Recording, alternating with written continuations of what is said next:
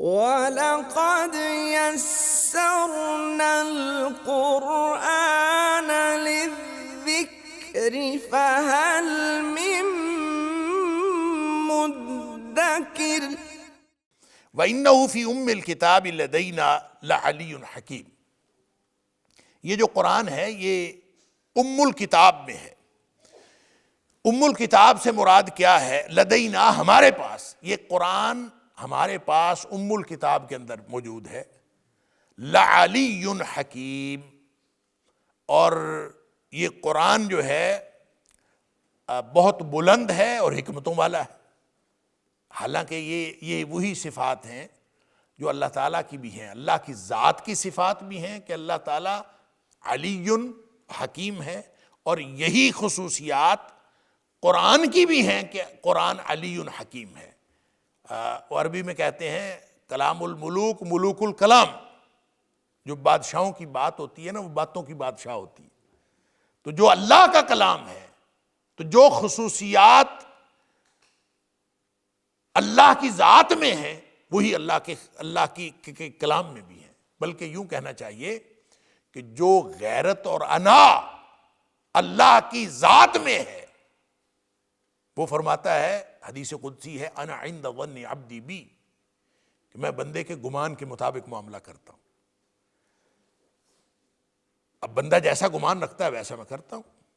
جو بندہ اللہ کے بارے میں یہ گمان رکھتا ہے کہ اللہ میری سنتا ہے، اس کی وہ سنتا ہے، اور جو اللہ کے بارے میں گمان رکھے کہ میری وہ نہیں سنتا، وہ پتہ نہیں کہاں، میں پتہ نہیں کہاں، کیسے سنتا ہے، پتہ نہیں میری بات کہاں جا رہی ہے، پتہ نہیں میری دعائیں کہاں جا رہی، پتہ نہیں میری دعائیں کہاں جا رہی۔ اللہ اکبر۔ نبی اکرم صلی اللہ علیہ وسلم نے فرمایا، ادعوا اللہ وانتم موقنون بالاجابہ، دعا اس طرح کیا کرو کہ تمہیں یقین ہو کہ میری دعا قبول ہو رہی ہے، اس طرح دعا کیا کرو۔ اس لیے کہ اللہ تعالیٰ غافل دل کی دعا جو ہے وہ اللہ تعالیٰ قبول کرتا ہی نہیں۔ لہذا ایک تو اللہ کے بارے میں جو گمان ہے، جو شخص اللہ کے بارے میں گمان رکھتا ہے کہ میری نہیں سنتا، اس کی وہ نہیں سنتا، اور جو اللہ کے بارے میں گمان رکھتا ہے کہ میری وہ سنتا ہے، تو اس کا یہ اعلان ہے کہ اجیب دعوت الداعی اذا دعان، میں ہر پکارنے والے کی پکار کو صرف سنتا نہیں ہوں۔ اگر اللہ فرما دیتا نا اسمع دعوت الداعی اذا دعان، میں ہر پکارنے والے کی پکار کو سنتا ہوں، تو ہمیں بہانہ مل جانا تھا، ہم نے کہنا تھا کہ سنتا تو سب کی ہے، مانتا کسی کی ہے۔ اس نے اعلان یہ نہیں فرمایا، اس نے اعلان فرمایا ہے اجیب دعوت الداعی اذا دعان، میں جواب دیتا ہوں، میں قبول کرتا ہوں۔ جب بھی کوئی پکارنے والا مجھے پکارتا ہے میں اس کی پکار کو قبول کرتا ہوں، لیکن وہ پکار اس کی قبول کرتا ہے جو اللہ کے بارے میں گمان رکھتا ہے کہ وہ میری سنتا ہے۔ انا عند ظن عبدی بی، میں اپنے بندے، جو بندہ میرے بارے میں گمان رکھتا ہے میں اس کی طرح ساتھ معاملہ کرتا ہوں۔ یہ قرآن بھی اسی طرح معاملہ کرتا ہے۔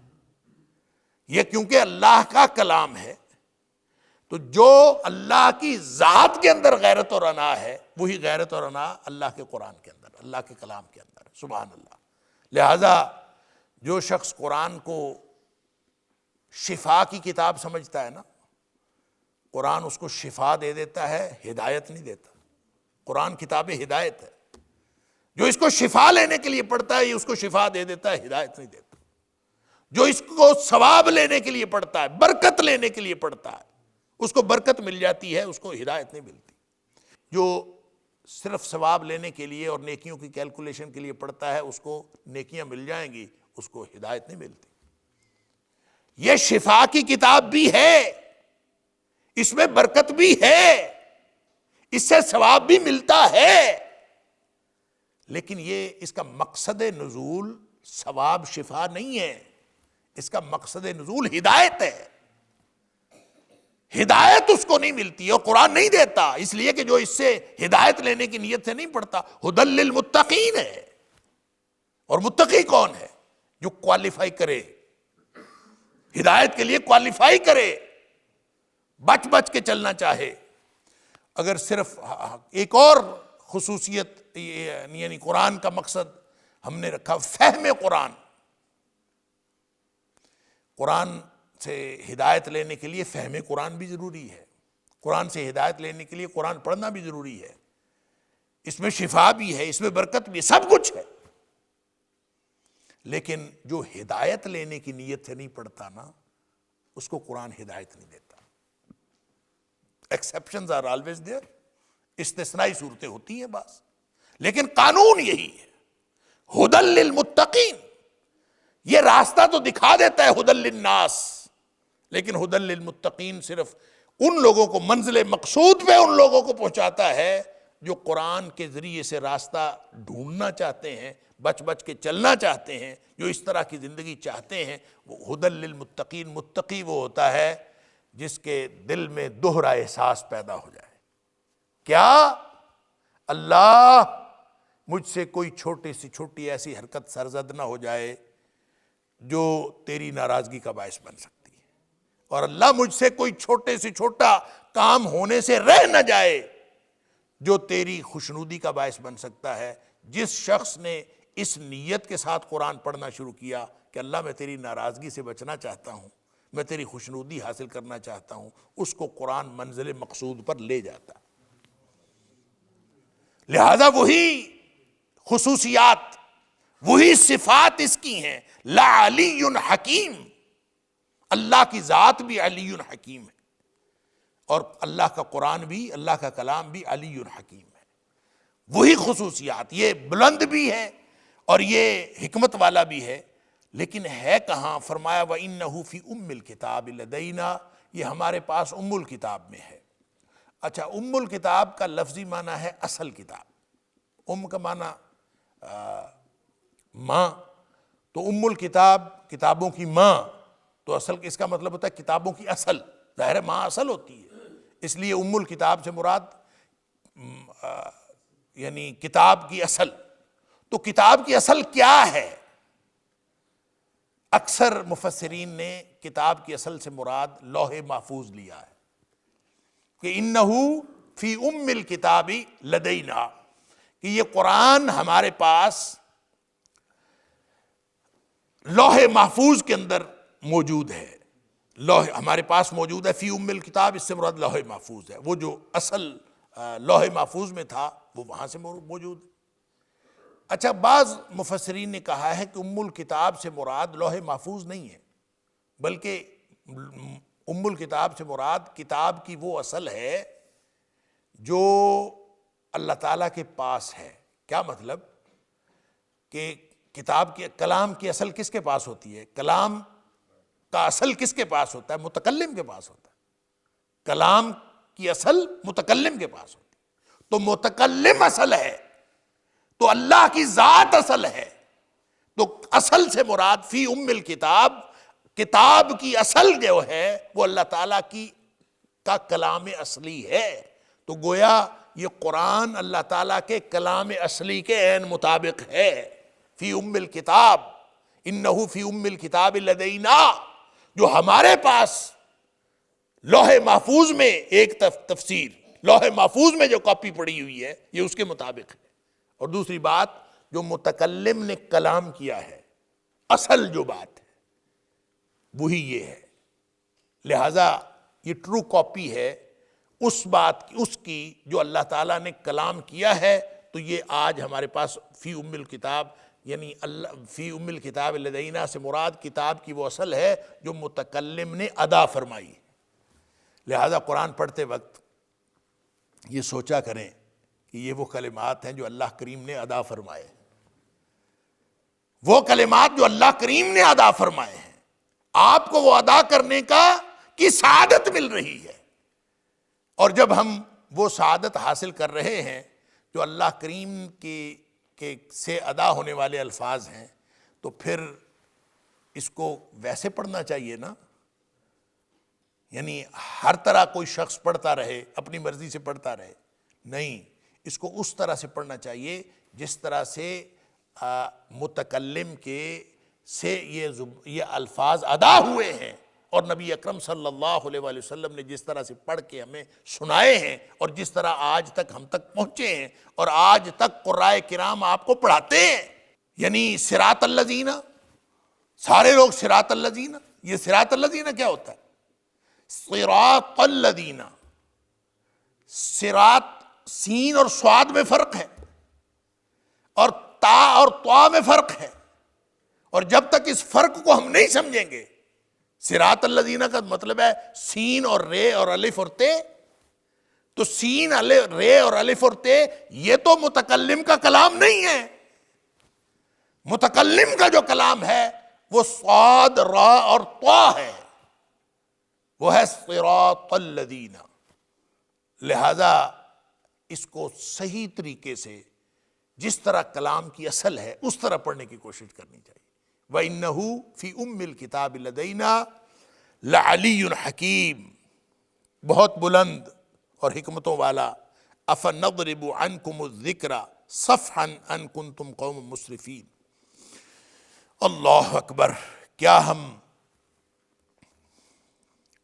یہ جو ضاربہ ہے نا، ضاربہ کے ساتھ عن کا صلہ آ جائے نا، عن کا صلہ جیسے یہاں ہے افنضرب عنکم، تو ضاربہ کا ویسے لفظی معنی تو مارنا، یہ چلنا ہوتا ہے. تو جب یہ عن کے صلے کے ساتھ آئے تو پھر اس کا مطلب ہوتا ہے ہٹا دینا، صرف عن، پھر اس کا ترجمہ بنتا ہے صرف عنہ. ضرب عن صرف عن یعنی اس سے ہٹا دینا. اور جو صفحن ہے یہ غور سے دیکھیے، صفحن جو ہے یہ بھی اس کا مطلب بھی ہوتا ہے ہٹا دینا. صفحن کا مطلب بھی ہٹا دینا، ضرب عنہ کا مطلب بھی ہٹا دینا. اب ترجمہ کیا بنا؟ افنضرب عنکم الذکر صفحا، کیا ہم تم سے ذکر کو مٹا دیں گے، ہٹا دیں گے، پھیر دیں گے. صفحا مکمل طور پر. کیا تم سمجھتے ہو کہ ہم تم سے یہ ہٹا دیں گے؟ صفحاً ہٹا دینا یعنی مکمل طور پر ہٹا دیں گے، پھیر دیں گے. وَلَقَدْ يَسَّرْنَا الْقُرْآنَ لِلذِّكْرِ فَهَلْ مِن مُدَّكِرٍ. وَلَقَدْ يَسَّرْنَا الْقُرْآنَ لِلذِّكْرِ فَهَلْ مِن مُدَّكِرٍ. ان کنتم قوم مسرفین، اس وجہ سے کہ تم جو ہے وہ زیادتی کرنے والی قوم ہو. یعنی چونکہ مشرکین مکہ بار بار زیادتی کر رہے تھے، قرآن کی کے خلاف جو ہے وہ ہرزہ سرائی کر رہے تھے، نبی اکرم صلی اللہ علیہ وسلم کی شان میں ہرزہ سرائی کر رہے تھے، زیادتیاں بار بار کر رہے تھے. تو اللہ فرماتا ہے تمہارا کیا خیال ہے کہ تمہارے کہنے سے یا تمہاری مخالفت سے یا تمہاری ہرزہ سرائیوں سے یا تمہاری زیادتیوں سے ہم قرآن کو ہٹا دیں گے، قرآن کو پھیر دیں گے، یا اس کو واپس یعنی یہ مٹ جائے، قرآن ختم ہو جائے؟ تمہارا کیا خیال ہے یہ کر لیں گے؟ قرآن تو نازل ہی اس لیے ہوا کہ تم نافرمانیوں میں اور اللہ کی مخالفت میں اور اللہ کے ساتھ شرک میں مبتلا تھے. قرآن تو نازل ہی اس لیے ہوا. اور جب قرآن نازل ہونا شروع ہوا ہے تمہاری زیادتیاں اور بڑھ گئیں. جب تمہاری زیادتیاں بڑھی ہیں اب اس کا مطلب یہ تو نہیں ہے کہ ہم قرآن کو جو ہے وہ مٹا دیں، ختم کر دیں، اس وجہ سے یہ بڑی زیادتیاں کرنے والی قوم ہے، یہ قرآن کی مخالفت کر رہے ہیں، چلے ہم اس کو ہٹا دیتے ہیں. نہیں، ایسا نہیں ہو سکتا. کیوں؟ وَكَمْ أَرْسَلْنَا مِن نَبِيٍّ فِي الْأَوَّلِينَ، کتنے نبی ہم نے پہلے لوگوں میں بھیجے ہیں. یعنی یہ مخالفت تو ہوتی آئی ہے. مخالفت ہونے کا یہ تھوڑی مطلب ہے کہ ہم قرآن کو ہٹا دیں یا واپس کر لیں.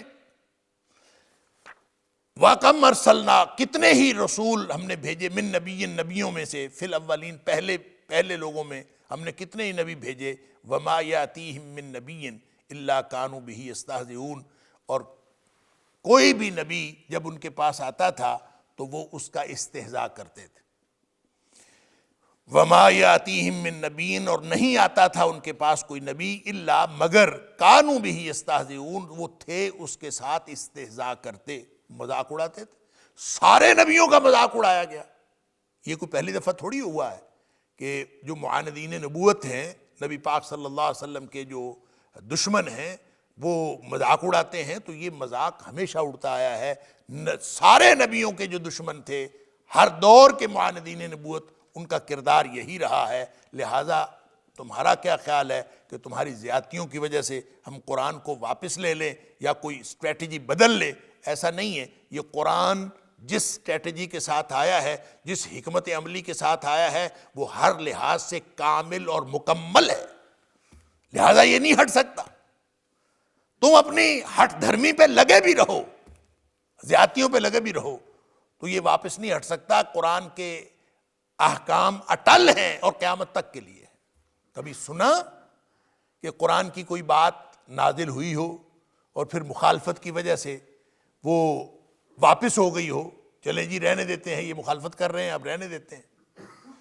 جس بات کی انہوں نے مخالفت کی، قرآن نے اس کو زیادہ زور سے بیان کیا، اور ایک دن میں تھوڑی قرآن نازل ہوا ہے۔ قرآن کو نازل ہونے میں 22 سال 5 ماہ اور 22 دن لگے ہیں، گویا کم و بیش 23 برس کا عرصہ لگا ہے، اور قرآن آہستہ آہستہ نازل ہوتا رہا ہے۔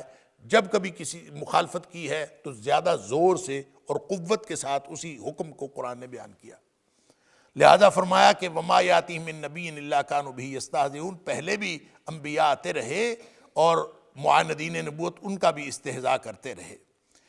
اب یہ نبی اکرم صلی اللہ علیہ وسلم کو تسلی بھی ہے، اور ساتھ ہی ساتھ جو معاندین ہیں، جو مشرکین مکہ ہیں، ان کو تنبیہ بھی ہے، ان کو انذار بھی ہے کہ پہلے بھی ایسا ہوتا رہا۔ تو پھر ہوا کیا؟ نتیجہ کیا نکلا؟ نتیجہ یہ نکلا فَأَهْلَكْنَا أَشَدَّ مِنْهُمْ بَطْشًا وَمَضَىٰ مَثَلُ الْأَوَّلِينَ۔ اللہ اکبر۔ فَأَهْلَكْنَا، پس ہم نے ہلاک کر دیا، برباد کر دیا، تباہ کر دیا، أَشَدَّ مِنْهُمْ بَطْشًا، ان سے زیادہ سخت گرفت والے لوگ، زیادہ طاقت والے لوگ، یعنی ان کے پاس کفار مکہ جو ہیں، ان کے پاس تو کچھ بھی نہیں تھا، محض سرداری تھی اور کچھ بھی نہیں تھا۔ سابقہ اقوام زیادہ گرفت اور زیادہ قوت والے تھے، اور اللہ فرماتا ہے کہ ہم نے ان کو زیادہ قوت اور زیادہ گرفت والے ہونے کے باوجود ان کو تباہ و برباد کر دیا۔ فَأَهْلَكْنَا وَمَضَىٰ مَثَلُ الْأَوَّلِينَ، اور ان کے اوپر پہلے لوگوں کی مثال گزر گئی، جو پہلے لوگوں والا معاملہ تھا وہی ان کے اوپر گزرا۔ کیا؟ تباہ و برباد ہو گئے۔ ویسے تو جو آیا ہے اس دنیا میں سب نے چلے جانا، لیکن جس پر اللہ کا عذاب آ جائے، یہ ہے گزشتہ لوگوں کی مثالیں جو اللہ تعالیٰ نے بیان فرمائی ہیں۔ یہ 8 نمبر آیت تک پہلا جو حصہ ہے وہ مکمل ہو گیا۔ میں نے عرض کیا کہ پہلی جو 8 آیات ہیں، اس میں اللہ کریم نے جو دعوت توحید ہے، قرآن کی جو دعوت ہے، اس پر مشرکین کا جو رویہ ہے اس کے اوپر تبصرہ کیا۔ اب آگے جو آیت نمبر 9 سے لے کر آیت نمبر 25 تک دلائل توحید اور خاص طور پہ شرک فی الذات کی تردید کی گئی ہے، اور اس میں سوالات ہیں۔ اللہ تعالیٰ فرماتا ہے وَلَئِنْ سَأَلْتَهُمْ مَنْ خَلَقَ السَّمَاوَاتِ وَالْأَرْضَ لَيَقُولُنَّ خَلَقَهُنَّ الْعَزِيزُ الْعَلِيمُ۔ سبحان اللہ۔ اگر آپ ان سے پوچھیں من خلق السماوات والارض، زمین و آسمان کا خالق کون ہے، لَيَقُولُنَّ خَلَقَهُنَّ الْعَزِيزُ الْعَلِيمُ، وہ کہیں گے کہ وہی غلبے والا اور وہی علم والی جو ذات ہے اسی نے ان کو پیدا کیا ہے۔ اب یہ وہ بات ہے، یہ مشرکین مکہ کا عقیدہ ہے، یہ اللہ نے پیدا کیا ہے، یہ کن کا عقیدہ ہے؟ مشرکین مکہ کا۔ اور یہ اللہ کریم نے کسی ایک جگہ نہیں بیان فرمایا، سورہ زمر کے اندر، سورہ لقمان کے اندر، سورہ عنکبوت کے اندر، سورہ یونس کے اندر، اور یہاں سورہ زخرف کے اندر، یعنی کتنی جگہ ہے جہاں اللہ نے مشرکین مکہ کا عقیدہ بیان کیا ہے، اور یہ اس سٹائل میں، اس انداز میں، اس اسلوب میں بیان کیا ہے کہ آپ ان سے پوچھیں زمین و آسمان کو پیدا کرنے والا کون ہے، آپ ان سے پوچھیں رزق دینے والا کون ہے، آپ ان سے پوچھیں سورج چاند کس کے کنٹرول میں ہے، روزی کون دیتا ہے، آپ ان سے پوچھیں تو ان کا جواب کیا ہوگا؟ یہ کہیں گے اللہ ہی دیتا ہے۔ اللہ اکبر! پیدا کرنے والا اللہ، روزی رسا اللہ، رزق اس کے ہاتھ میں، سورج چاند کنٹرول، پوری کائنات کی تدبیر کرنے والا اللہ، اس سے خالص کوئی توحید ہو سکتی؟ یعنی ان سے پوچھیں، یعنی ہمارے مسلمانوں سے پوچھیں، آج کے دور کے مسلمانوں سے پوچھیں، وہ سارے کام اللہ کی طرف نہیں کرتے، کئی کام جو ہیں وہ ہمارے بزرگ بھی کرتے ہیں، انا للہ و انا الیہ راجعون، ان کو تصور ہی نہیں ہے۔ لیکن مشرکین مکہ یہ وہ گروہ ہے جو قرآن کی زبان میں اور قرآن کے بیان میں رجسٹرڈ جہنمی ہے۔ مشرکین مکہ رجسٹرڈ جہنمی ہے، ان جہنمیوں کا عقیدہ، اور وہ کہتے ہیں سب کچھ اللہ کرتا ہے۔ تو پھر مسئلہ کیا ہے؟ سارا کچھ اللہ کرتا ہے، یہ مانتے ہیں، خالق وہ ہے، مالک وہ ہے، مدبر کائنات وہ ہے، رازق وہ ہے، یہ مانتے ہیں، تو پھر عقیدہ کیوں خراب ہے؟ مسئلہ کیا ہے؟ مسئلہ ہے توحید الوہیت میں، جو میں نے پہلے بات کی۔ توحید ربوبیت کو بھی مانتے ہیں، توحید اسماء و صفات کو بھی مانتے ہیں، ان کو مسئلہ ہے تو توحید الوہیت میں، جس کو آپ دوسرے لفظوں میں کہتے ہیں توحید فی العبادت، بندگی غیر اللہ کی کرنی، اور وہ معاملات جو عبادت کے قبیل سے ہیں وہ مخلوق کے لیے بھی روا رکھنا، یہ وہ شرک ہے جس کی وجہ سے مشرکین مکہ اتنے بڑے مشرک ٹھہرے۔ یعنی وہ کہتے تھے نا سب اللہ کرتا ہے، تو ان سے کوئی پوچھے بتوں کے پاس کیوں جاتے ہو؟ تو وہ کہتے تھے کہ ہم تو ان کے پاس اس لیے جاتے ہیں، ما نعبدہم الا لیقربونا الی اللہ زلفی، سورہ زمر کی آیت نمبر 3 کے اندر ہم پڑھ رہے ہیں کہ ہم تو ان کے پاس اس لیے جاتے ہیں، ان کی بندگی اس لیے کرتے ہیں، یہ ہمیں اللہ کے قریب کر دیتے ہیں۔ کرتا سارا کچھ اللہ ہے، بت نہیں کرتے، ہم یہ اللہ کے قریب کر دیتے۔ اللہ اکبر! یا پھر سورہ یونس کی آیت نمبر 18 کے اندر اللہ کریم نے بیان فرمایا کہ یہ ان کی بندگی کرتے ہیں، بتوں کی، ان کی پوجا کرتے ہیں، وَيَقُولُونَ هَؤُلَاءِ شُفَعَاؤُنَا عِندَ اللَّهِ، وہ کہتے ہیں یہ ہمارے سفارشی ہیں اللہ کے پاس، هَؤُلَاءِ شُفَعَاؤُنَا عِندَ اللَّهِ، یہ اللہ کے ہاں ہمارے سفارشی بنا کے جا کے ان کی بندگی کرتے ہیں، ان کے سامنے ماتھا ٹیکتے ہیں۔ اس وجہ سے وہ اتنے بڑے مشرک ہیں کہ وہ اللہ کے دشمن، اللہ کے رسول صلی اللہ علیہ وسلم کے دشمن اور رجسٹرڈ جہنمی۔ یہی سوال اللہ تعالیٰ یہاں فرماتا ہے کہ مشرکین مکہ کا عقیدہ بیان، اس سے پوچھو کہ من خلق السماوات والارض، زمین و آسمان کا خالق کون، کس نے پیدا کیا؟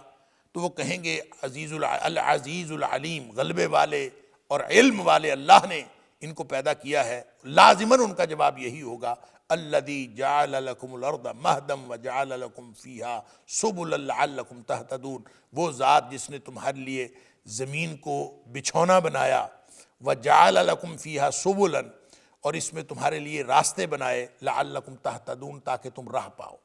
یعنی زمین کے اندر یہ ونس اگین، جو میں پہلے بھی عرض کر چکا ہوں کہ اللہ تعالیٰ قرآن میں نشانیاں کون سی بیان کرتا ہے؟ آفاق و انفس کی۔ ایک وہ نشانیاں ہیں جو ارد گرد کائنات میں پھیلی ہوئی ہیں، ان کو ہم کہتے ہیں دلائل آفاق، اور ایک وہ نشانیاں ہیں جو انسان کے وجود کے اندر ہیں، ان کو ہم کہتے ہیں دلائل انفس۔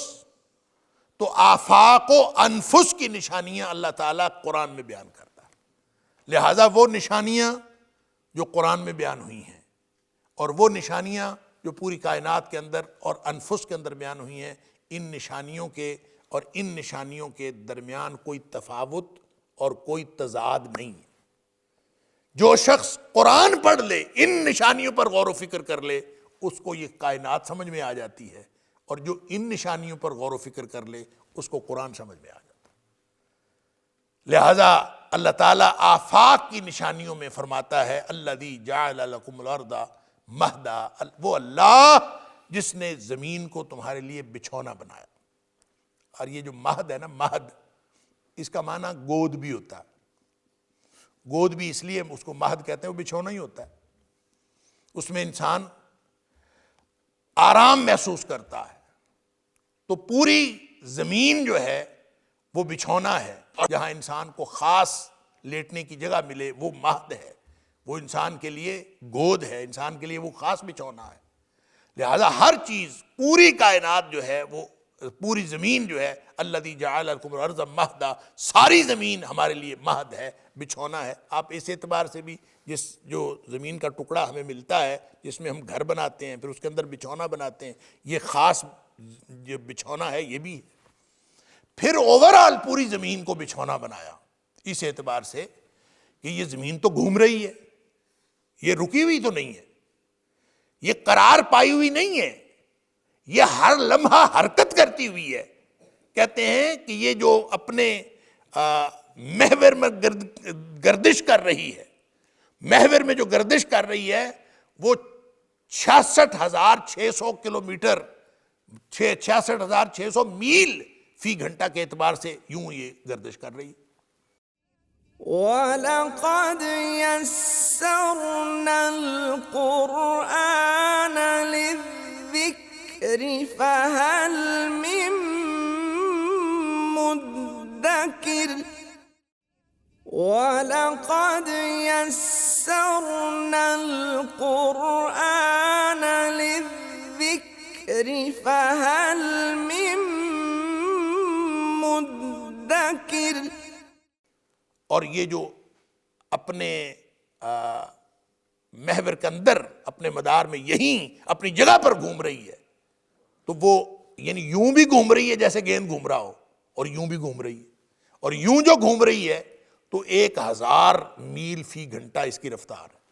اب اندازہ کریں 1,000 میل فی گھنٹہ کی رفتار سے یوں ہو رہی ہو، اور 66,000 یعنی یوں ہو رہی ہو، تو یہ اتنی زیادہ جو حرکت اس میں ہو رہی ہے، تو ہم تو آرام سے بیٹھے ہیں، ہمیں تو نہیں پتہ چل رہا۔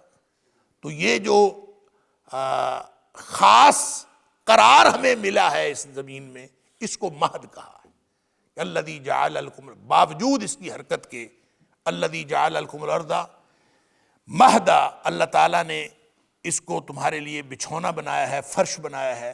یہ فرش کی طرح آرام سے تم یہاں بلڈنگیں کھڑی کرتے ہو، یہاں گھر بناتے ہو، ہر چیز بناتے ہو، یہ بالکل ایسے ہی ہے جیسے تمہارا بچھونا ہو اور فرش ہو۔ وَجَعَلَ لَكُمْ فِيهَا سُبُلًا، اس میں راستے بنائے ہیں، اور لَعَلَّكُمْ تَهْتَدُونَ، تاکہ تم راہ پاؤ، اور راستے مختلف طرح کے ہیں، میدانی راستے بھی ہیں، پہاڑی راستے بھی ہیں، سارے راستے اللہ تعالیٰ نے عطا فرمائے۔ وَالَّذِي نَزَّلَ مِنَ السَّمَاءِ مَاءً بِقَدَرٍ، وہی ذات ہے جس نے آسمان سے پانی اتارا، مَاءً بِقَدَرٍ، ایک خاص اندازے کے ساتھ پانی اتارا، سبحان اللہ۔ فَأَنشَرْنَا بِهِ بَلْدَةً مَيْتًا، پھر ہم نے زندہ کیا اس کے ساتھ مردہ شہر کو۔ مردہ شہر زندہ ہو جاتے ہیں، پانی نازل ہوتا ہے ایک خاص اندازے کے مطابق۔ اس کا مطلب ہے جو بارش ہوتی ہے وہ بے اندازہ نہیں ہوتی، اندھی تقسیم نہیں ہے، بارش بھی علیم القدیر، العلیم القدیر خدا کی، اللہ کی ہوئی تقسیم ہے کہ کہاں کتنا پانی دینا ہے، تھوڑا دینا ہے، زیادہ دینا ہے۔ اللہ تعالیٰ اپنے خاص اندازے کے مطابق پانی عطا فرماتا ہے۔ اسی لیے نبی اکرم صلی اللہ علیہ وسلم نے فرمایا نا، اگر اللہ کا حکم ماننا چھوڑ دو گے نا، ایک حکم کی بات کی، سورہ یہ ابن ماجہ کی روایت ہے، نبی کریم صلی اللہ علیہ وسلم نے فرمایا کہ لم یمنعوا زکاة اموالہم الا منع القطر من السماء، کہ لوگ جو ہیں، کسی قوم کے لوگ اگر اپنی مالوں کی زکوٰۃ دینا چھوڑ جائیں نا، تو اللہ آسمان سے بارش نازل کرنی بند کر دے۔ اب ہم تو کہتے ہیں کہ جناب ارد گرد دیکھیں تو مسلمان کتنے % زکوٰۃ دینے والے ہیں؟ اول تو دینے والے ہیں ہی نہیں، کہتے ہیں کہ ایک محدود اندازے کے مطابق 40% جن لوگوں پر زکوٰۃ فرض ہے نا ان میں سے 40% لوگ زکوٰۃ دیتے ہیں، 60% مسلمان ہیں جو زکوٰۃ نہیں دیتے، اور وہ جو 40% دیتے ہیں ان میں سے بہت سارے ایسے ہیں جو حساب کتاب نہیں کرتے، ایسے ہی بغیر حساب کتاب کے دے دیتے، وہ تھوڑی ہوتی ہے زیادہ ہوتی ہے، وہ کہتے ہیں چھوڑے جی حساب کتاب، بھئی آپ پہلے حساب کریں 2.5% کا، اس کے بعد جتنا دینا جتنا مرضی دے دیں، لیکن انیشیلی تو حساب کریں نا۔ تو جب اس طرح سے لوگ ہیں کہ زکوٰۃ دینے والے بھی کوئی نہیں ہیں، اور اللہ کے رسول صلی اللہ علیہ وسلم فرماتے ہیں کہ بارشیں بند ہو جاتی ہیں، کیونکہ اللہ تعالیٰ نے قرآن میں فرمایا ہے کہ وہ پانی نازل کرتا ہے بقدرن، خاص اندازے کے مطابق، تو جب اللہ کی نافرمانی ہو رہی ہو تو اللہ تعالیٰ بارشیں روک دیتا ہے، یہ نبی پاک صلی اللہ علیہ وسلم نے قانون بتایا۔ تو بارشیں تو ہو رہی ہیں، ہمارے ہاں تو بارشیں ہو رہی ہیں، لوگ زکوٰۃ بھی نہیں دے رہے، بارشیں پھر بھی ہو رہی۔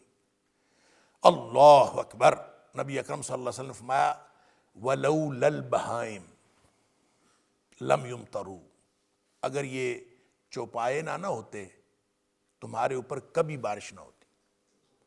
یہ جو بارش ہوتی ہے یہ چوپایوں کی وجہ سے ہوتی ہے۔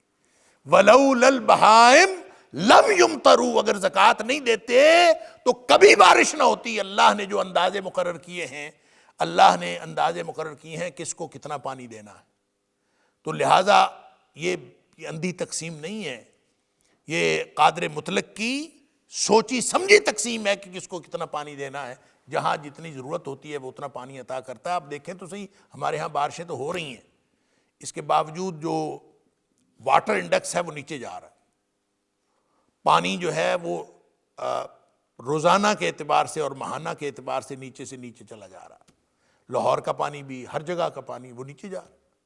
تو اس کا مطلب ہے کہ وہ جو زندگی دینے والی فَأَنشَرْنَا بِهِ بَلْدَةً مَيْتًا، کہ جو ہم اس سے مردہ شہر کو زندہ کر دیتے ہیں، تو وہ اب آہستہ آہستہ تو ہمیں ایسے لگ رہا ہے کہ زندہ شہر مردہ ہوتے جا رہے ہیں، کہیں ایسا نہ ہو کہ شہر مردہ ہو جائیں۔ کیوں؟ اللہ اندازے کے مطابق بھیجتا ہے بارش، اور وہ اندازہ اس نے مقرر کیا ہوا ہے، کس کو کتنی بارش دینی ہے اس کو معلوم ہے، اور اگر اس نے بارش روک دی تو پھر ہم کیا کریں گے؟ پانی نیچے کا نیچے چلا گیا تو ہم کیا کریں گے؟ اس نے کہا قُلْ أَرَأَيْتُمْ إِنْ أَصْبَحَ مَاؤُكُمْ غَوْرًا فَمَنْ يَأْتِيكُمْ بِمَاءٍ مَّعِينٍ، اگر یہ زمین کا پانی نیچے ہی چلا جائے تو تمہیں یہ چلتا ہوا پانی کون لا کے دے گا؟ اس نے سوال کیا ہے، لہذا پانی نیچے جا رہا ہے، اور اللہ کے علاوہ کوئی لانے والا نہیں ہے۔ جب اللہ کے علاوہ کوئی لانے والا نہیں ہے تو اس کا مطلب یہ ہے کہ ہم سب اللہ کی بندگی کریں، اللہ سے دور نہ جائیں۔ اگر ہم اللہ سے دور جائیں گے یا تو پھر دو صورتیں ہوں گی، یا تو پھر اللہ تعالیٰ ہماری لگامیں کھلی چھوڑ دے گا جیسے وہ کافروں کو چھوڑ دیتا۔ یعنی یہ پانی جو ہے دنیا میں جو ملتا ہے، کافروں کو تو بارش زیادہ ملتی، ہم دیکھتے ہیں وہاں جناب نہ کوئی زکوٰۃ دینے والا نہ کوئی اللہ کو ماننے والا، بارشیں ہی ہوتی جا رہی۔ مسئلہ کیا ہے؟ مسئلہ یہ ہے کہ ماننے والوں کے لیے اللہ کے قوانین اور ہیں، اور نہ ماننے والوں کے لیے اللہ کے قوانین اور ہیں۔ جو نہیں مانتے ان کے لیے تو لا یغرنک تقلب الذین کفروا فی البلاد، یہ شہروں میں کافروں کا دندناتے پھرنا تمہیں کسی دھوکے میں مبتلا نہ کر دے۔ متاع قلیل ثم مأواہم جہنم، وہ تو چند روزہ سامان ہے، پھر ان کا ٹھکانہ جہنم ہے۔ اللہ اکبر، وبئس المہاد، اور وہ بہت برا ٹھکانہ ہے۔ والذی نزل من السماء ماء، اور یہ جو نزلہ اور انزلہ کا فرق ہے یہ بھی میں نے پہلے بتایا تھا آپ کو، کہ انزلہ کا مطلب ہوتا ہے یکبارگی نازل کرنا، اور نزلہ کا معنی ہوتا ہے آہستہ آہستہ نازل کرنا، یعنی تسلسل کے ساتھ نازل کرنا۔ قرآن جو ہے وہ انزلہ ہوا ہے لوح محفوظ سے آسمان دنیا تک، انزلہ انا انزلناہ فی لیلۃ القدر، ایک عزت والی رات کو اللہ تعالیٰ نے لوح محفوظ سے نازل کیا اور آسمان دنیا پہ رکھ دیا۔ پھر جو آسمان دنیا سے زمین پر نبی اکرم صلی اللہ علیہ وسلم کے قلب اطہر پر نازل ہوا ہے وہ نزلہ ہوا ہے۔ یعنی وہ تھوڑا تھوڑا کر کے نازل ہوتا رہا ہے، اور 22 سال 5 ماہ 22 دن لگے، اور قرآن آہستہ آہستہ کر کے نازل ہوا۔ یہاں اللہ فرماتا ہے والذی نزل من السماء، اللہ آہستہ آہستہ کر کے آسمان سے پانی نازل کیا ہے، اللہ نے ایک دم نہیں کیا۔ پانی جو ہے وہ کبھی نازل ہوتا ہے، کبھی نہیں نازل ہوتا، تو جب بھی نازل ہوتا ہے بقدر، وہ اللہ کے اندازے کے مطابق نازل ہوتا ہے۔ فانشرنا بہ بلدۃ میتا، اس سے ہم پھر مردہ شہر کو زندہ کر دیتے ہیں۔ کذالک تخرجون، اسی طرح تم نکالے جاؤ گے۔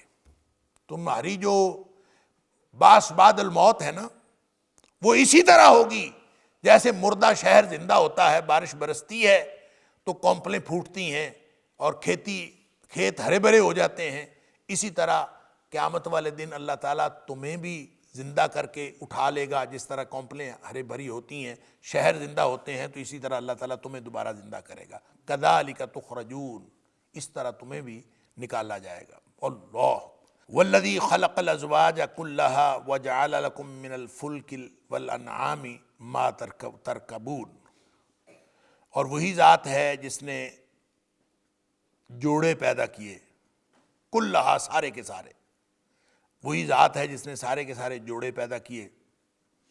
وجعل لکم من الفلک والانعام، اور تمہارے لیے بنائی کشتیاں اور چوپائے، ما ترکبون، جن کے اوپر تم سفر کرتے ہو، جن کے اوپر تم سواری کرتے ہو، جن کے اوپر تم سواری، ترکبون سواری کرتے ہو۔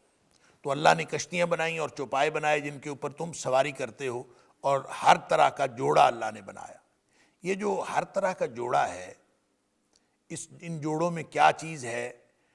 کیا ہر کائنات میں ہر چیز کا جوڑا جوڑا اللہ نے بنایا ہے؟ تو وَمِن كُلِّ شَيْءٍ خَلَقْنَا زَوْجَيْن، کہ ہر چیز سے اللہ تعالیٰ نے ایک یعنی جوڑا پیدا کیا۔ تو ہر چیز کے جوڑے سے کیا مراد ہے؟ ایک تو انسانوں کے جوڑے ہیں، حیوانات کے جوڑے ہیں، مذکر مؤنث ہم دیکھتے ہیں جوڑے ہیں، پھر اسی طرح نباتات کے بھی جوڑے ہیں۔ یعنی آپ ماہرین نباتات سے پوچھیں تو وہ بتاتے ہیں کہ جناب پودوں میں بھی نر اور مادہ ہوتے ہیں، اور جب تک وہ نر اور مادہ جو ہیں وہ ان کی آپس میں پولینیشن نہ ہو، اس وقت تک وہ پھل نہیں دیتا۔ کھجوروں کا بھی معاملہ ایسے ہے، اور سارے جو درخت ہیں ان کے آپس کے نر اور مادہ کے معاملات ہیں۔ تو جوڑے جوڑے ان نباتات میں بھی اور حیوانات میں بھی، انسانوں میں بھی۔ اور جہاں تک بات ہے باقی اشیاء کی، جمادات وغیرہ اور مختلف چیزیں، اس سے جوڑے سے مراد یعنی ہر چیز کو جب جوڑا جوڑا بنایا ہے، وَمِن كُلِّ شَيْءٍ خَلَقْنَا زَوْجَيْن، ہر چیز کو ہم نے جوڑا جوڑا پیدا کیا۔ تو اس کا مطلب ہے باقیوں کا بھی کوئی جوڑا جوڑا ہونے کا کوئی مقصد ہے، کوئی مطلب ہے، تو اس سے مراد ہم شکل ہو سکتا ہے کہ اللہ تعالیٰ نے چیزوں کو آپس میں جوڑا بنایا، جیسے ایک جوتا دوسرے جوتے کا جوڑا ہوتا ہے۔ اب یہ مذکر مؤنث والا جوڑا تو نہیں ہے، لیکن یہ جوڑا تو ہے، اور ایک جوتا اگر نہ ہو تو کہتے ہیں جوڑا پورا نہیں ہے۔ تو اس طرح سے کائنات کی جو مختلف چیزیں ہیں، ہر چیز کا دوسرے کے ساتھ جوڑا ہے۔ کرسی کے ساتھ کرسی اور میز کا جوڑا ہے، میز نہ ہو کرسی پہ بیٹھیں تو آدمی عجیب سا لگتا ہے، اور میز ہو اکیلا کرسی نہ ہو تو آدمی بیٹھ نہیں سکتا۔ تو یہ بھی جوڑا ہے، کرسی اور میز۔ اللہ حاضل قیاس، اللہ نے کائنات کی جتنی چیزیں ہیں سب کو جوڑا جوڑا بنایا ہے۔ یا تو وہ جوڑے ہیں تذکیر و تانیث کے اعتبار سے، یا پھر وہ جوڑے ہیں ہم شکل ہونے کے اعتبار سے۔ اللہ نے اس طرح سے، لیکن کائنات ساری کی ساری اس جوڑا جوڑا ہے۔ اور یہ جو شکل والی بات ہے، اس کو اللہ کریم نے خود فرمایا کہ وَآخَرُ مِن شَكْلِهِ أَزْوَاج، سورہ صاد کے اندر، کہ اور دوسری ہم شکل ہم نے جوڑے بنائے ہیں، دوسرے جوڑے ہیں جو ہم نے ہم شکل جوڑے بنائے ہیں۔ لہذا ہم شکل جوڑے ہوں یا دوسرے جوڑے ہوں، اللہ تعالیٰ نے جوڑے جوڑے بنائے ہیں، اور ساتھ ہی ساتھ اللہ نے نشانیاں بنائیں، کشتی بنائی، چوپائے بنائے، سواری کرنے کے لیے بنائے۔ یہ اللہ تعالیٰ کی نشانیاں ہیں، اور یہ دلائل توحید جاری ہیں۔ آیت نمبر 9 سے لے کر آیت نمبر 25 تک وقت ہو گیا۔ اللہ تعالیٰ مجھے اور آپ کو، ہم سب کو قرآن سمجھنے اور عمل کرنے کی توفیق عطا فرمائے۔ وآخر دعوانا الحمدللہ رب العالمین۔ إن هذا القرآن يهدي للتي هي أقوم ويبشر المؤمنين الذين يعملون الصالحات أن لهم أجرا كبيرا